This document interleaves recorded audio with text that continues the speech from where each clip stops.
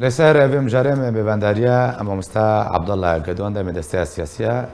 قشتي ائتلاف كريا اما مستا عبد الله دم باش بريا حمود اشتكي عمل سر بريا تشاك سازيا ائتلاف راوستن كو تدسز دا اندام تبلي دستة قشتي كريا قرت سر بريا راوسته وبتجيبونا بريا تشاك سازيا كرمكم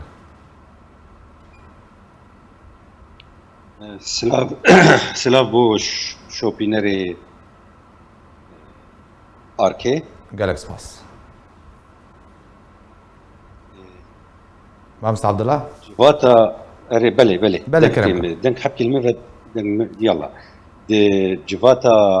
فرهد كوميتا قشتي تلافا سوري دي يك جي خالين كوديد هات راقهاندن چسباندنا چند اندامين نو جبریا نزیکا دما هاده گوهرتنا دهندر ائتلافی دی چه بون گلک اندام يعني دهندر ائتلافی دی داوی اندامتی آوار هات دانین جبروی که جی دوی بو يعني دخوناخا دواد شوناوان کسا اوی بالا مایی بی داگرتن جوانا بهترین اندام انجمن خوجهی بون چه هرچاره دیرا زوره و رقا و ادلب و حلب و دورا جی شش کسی ده جه اف هرمی کو بن کنترولا حکومتا سوری دمکی ده جعفرین حیانی سریکانی او جی هاتن دست نشان کرن و ناوی و هات راگهاندن وكي دنجي لواء سليم إدريس هات بجراندن اندامتياوي دهندري ائتلاف هيده بله وك انجمنا كرديجي هنا جوهرتن يعني فالاهي هبون او جي هات داقرتن يعني تشتكي سروشتيه دحر جباتك فرهده وها جما في مكوناتها يعني يعني بالاهي داقرن كرمكي باشا ما مستعد لوك كرد الفيدري أبا زيد ذكرنا جمارة عندما يعني دي برجونديا كردا دبو عندما كرد جمارة چند بو زيد بو زيد ذكرتنا ما مستا بري اما جوهرتن چه بو يعني شونوا او فالاهي ها هاتي داغرتن يعني اي كردا يعني ريكفتن هي الغوروي ركفتني يازدا اندامي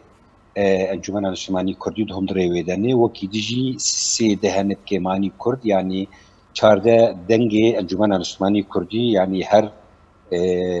تیدی مسوگرن يعني بله باشا ما مستعد الله درباري ام بيجن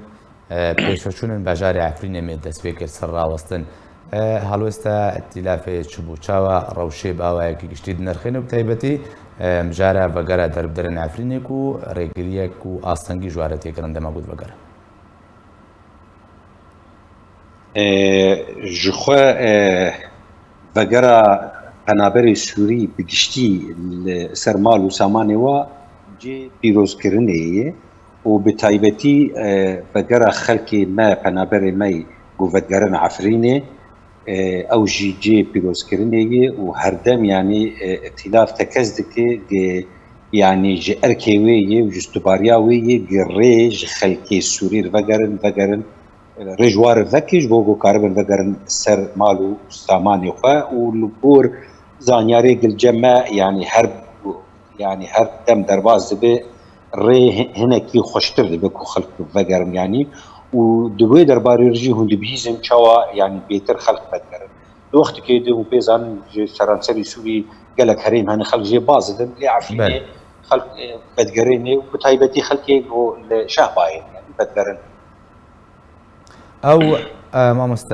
عبد الله او خون شاندان انكو بدي دمك تشيبون يقول لك هتا راگهاندن بهتره واخون شاندانان لدجي هبونا كردي ولا عفرنا رجاوي كردستان ودا خوازنوان حرف عندنا انجمن انجوا کسبیل بو یعنی اف چند جوینه و دهاتا گوتو پیش کردن یا نه خو پیشندان گوچی بونه تشتی گو امزانن نه لدیجی کردان ما اف نبیستیه و از انا وینا نکارم ببینم زانیاری ام زانن بله. لدیجی گندلیه بود لدیجی که يعني خدمات جوان ربي قدماندن لديجي بوهايه بون تایبەتی ئەو بوون ینی تشتێکی باش ئیشی کوردان بێ مەسلەیەتنەوە بەردەوامی ئەجبینن ئەتیلافی دەما مستعبد لە پارتی و ئالیە سیاسی و هێزن سیاسی نیە ئەتیلافێکی جوینێک لە دار خست دووەردە چه هاتە گوت و بێشکردن ینی کۆمیتەیەک هەیە تایبەت بە پارتیên سووریە لە دانوستاندنێ بکێ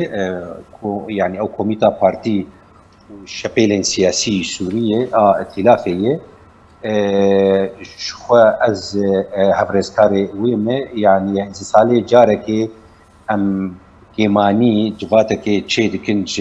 ینی بێترین پارتی سووری گوماناز دکن نیشتمان پەروەەر ینی و لە دژی ڕێژیمێن و دخەتا شۆرەشێ دەنێ پرۆژە نەهێمە هێژی جواتە کوها چێ بوو بە ئامادەکاریە سەرۆکاتیە تیلافێ بێتر دانوستاندن چێ بوو لەسەر ینی ئەم بێژن پرۆسێسا سیاسی ناودەولەتی دەرباری سووریێ و وەکی دژی لەسەر گوهارتنێ و هەندڕێ ئەتیلافێ دچێ بوون کاوێ چاوە ئەو گوهارتن ینی قوناخا یەکەی دەرباس بوو قوناخی چاوا بێ وەکی بێتر لەسەر ئەم بێژن لجنا دستوری و ئەم وەکی کۆمیتا ڤەگوهێز و ئەو تشتێک و 2254 دەهاتیە لەسەر ئەم بێژن چالاکیە ji derve ê diplomasî û siyasî ku etilaf pê rat pê ji Ewropa û li Amerîka amadekariya wê meselen di kongrê Brokselê de û yên dî li Fransa û li Amerîka وەکی دی دانوستاندنا ئەتیلافێ بە ڕەڤەندا سووری رێ ینی ئەوێ بۆ لە بێتر لە ئەوروپا و لە ئەمریکان و لە دەولەتی هەرێمی دەردۆرێنێ چاواوێ بێتر چالاک ببن چاواوێ ئەندامێ وا ینی لەگۆر هەژمارێ وا باشە مامۆستا عەبدوڵڵا داوین پرسیار دەربارەی ئۆپەراسیۆنە تورکیا لەسەر باژارێ من بجێ و ڕفعاتێک و لەگۆری زانیاریان لەگۆری ڕاگەهاندنە و تێکردن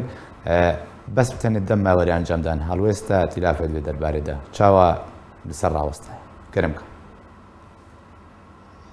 هەڵوەستا تیلافێ ینی هەر کەسێکیژی سووری پەنابەرێکی سووری دخوازن کەوڤەگەرن لەسەر ماڵی خۆ بە ڕەنگێکی ئاشتیانە ئەگەر دەرباس بە ڕەنگێکی سیاسی لێ تیلاف دبینە مەسەلەن لە ڕفعاتێ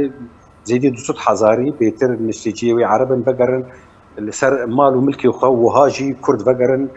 عەفرینێ ji xwe pêzanin yanî opozisyona Sûrî bêtir etilaf yanî bi nerîna wê li PYD û YPG û evana yanî ev jî şaxê PKK ne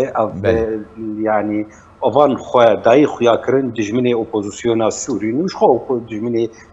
Tirkîn jî ew yanî dîtina wa bi wî rengî ye lê ême di hundirê etilafê de em wek Kurd her û her em taybetîk me heye yanî em nebûyî rengîn li meselê dilerin ême em dibêjin îro nîrê ku milletê me tê di derbas dibe tu şerî zêdî qeweta wayê yanî îro di wayî şer tune ye xelkirî ji nêza bimirin ji birçîna û astengiyê wê û yanî buhaya got xelkê de ye ême her em dixwazin ku yanî ev gef bên rawestandin bi rengê ew dewletê garantor Rûsya û Amerîka bê çawakarî bûn 2019 wî şerî bisekinînin yanî dîsa jî karibin çareserkirinekê ji evan gefar û ev nakokiyê navbera Tirkiyê û Hesedê de çareseriyê jêr bin. Gelek spas ji bo mamosta Abdullah Gedo endamê desteya siyasiya giştiya tilafê ku tu min re bûyî gelek spas.